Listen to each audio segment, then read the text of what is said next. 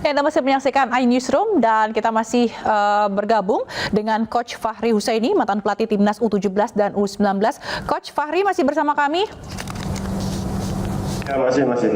Iya, ini kayaknya update baru 2-1 ini ya. Kita bisa balas gol ini ya, Coach ya.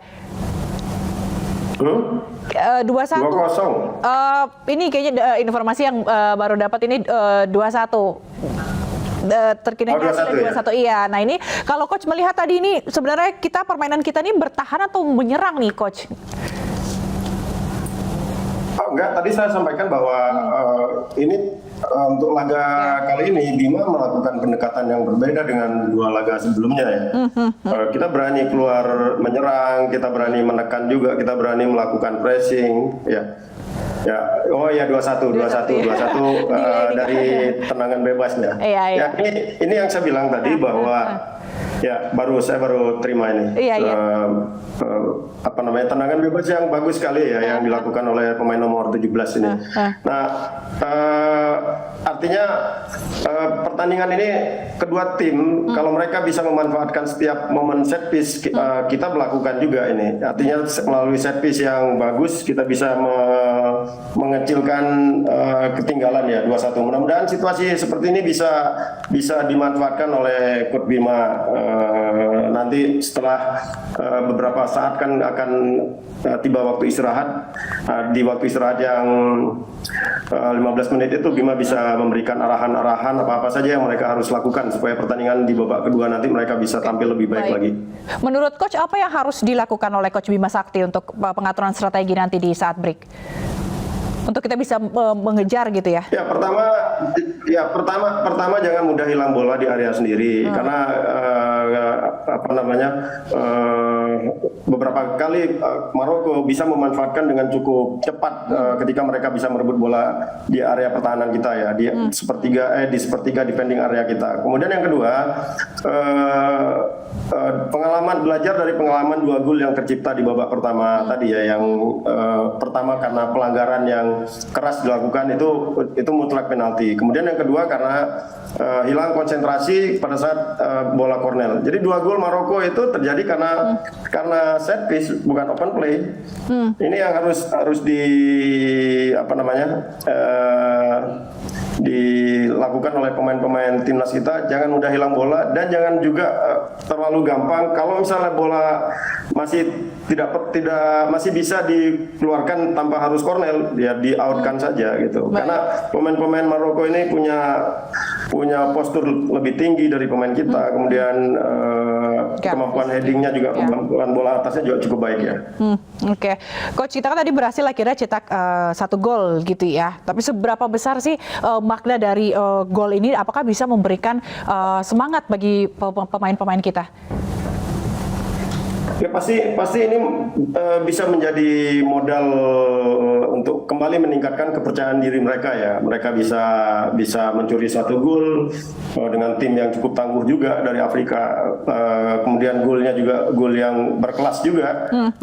Tentu situasi seperti ini pasti baik secara langsung maupun tidak akan meningkatkan kepercayaan diri pemain semua gitu.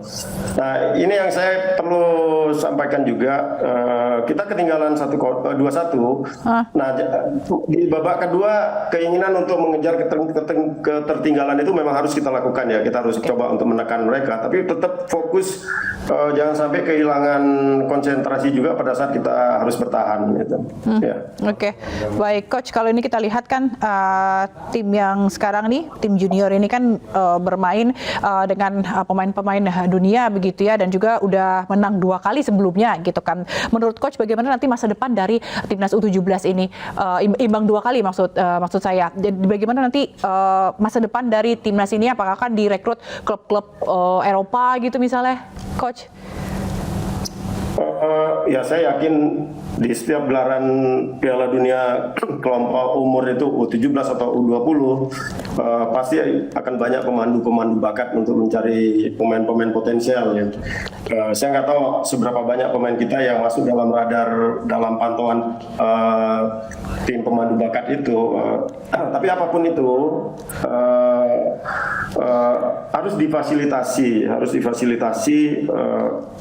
pemain-pemain kita yang sekarang berada di timnas ini untuk karir sepak bolanya itu agar bisa menjadi lebih baik. Dan itu bukan tidak hanya harus ke luar negeri. Ya, artinya ini mereka masih 17 kan, masih 17. Saya yakin di luar pemain yang ada sekarang ini masih banyak juga pemain-pemain lain yang mungkin tidak terpantau oleh Coach Bima ya. Dari Indonesia itu tidak kekurangan pemain-pemain potensial itu. Yang kita masih belum punya adalah tata kelola bagaimana menjadikan pemain-pemain potensial ini, bagaimana kita membuat satu wadah kompetisi yang berkualitas. Itu yang harus menjadi perhatian ya. PSSI ya, sehingga kedepannya pemain-pemain yang potensial yang tersebar dari Aceh sampai ke Papua itu bisa punya tempat untuk berkompetisi yang terintegrasi dan berkelanjutan, tidak seperti sekarang ini. Baik. Jadi highlightnya sebenarnya SDM-nya udah oke, tapi tata kelolanya saja yang harus dibedahi gitu ya. Oke, Coach, ini malam hari ini tidak hanya pertandingan di Piala Dunia U17 saja, tapi juga tim senior juga melakukan pertandingan melawan Irak nanti malam. Menurut Coach bagaimana nanti peluangnya untuk tim senior ini? Ya, Irak tim yang cukup bagus juga ya. Artinya bermain sebagai tuan rumah, mereka tentu tidak ingin dipermalukan oleh timnas kita ya. Tapi saya yakin juga lah bahwa semua pemain timnas juga pasti akan berjuang sama kerasnya seperti apa yang diperlihatkan oleh adik-adiknya di U17 ini. Nah, soal peluang saya tentu agak berbeda dengan kita lihat saja bagaimana semangat mereka nanti. Mereka timnas senior kita ketika bertanding di luar, apakah semangatnya sama ketika mereka bermain di depan pendukungnya sendiri.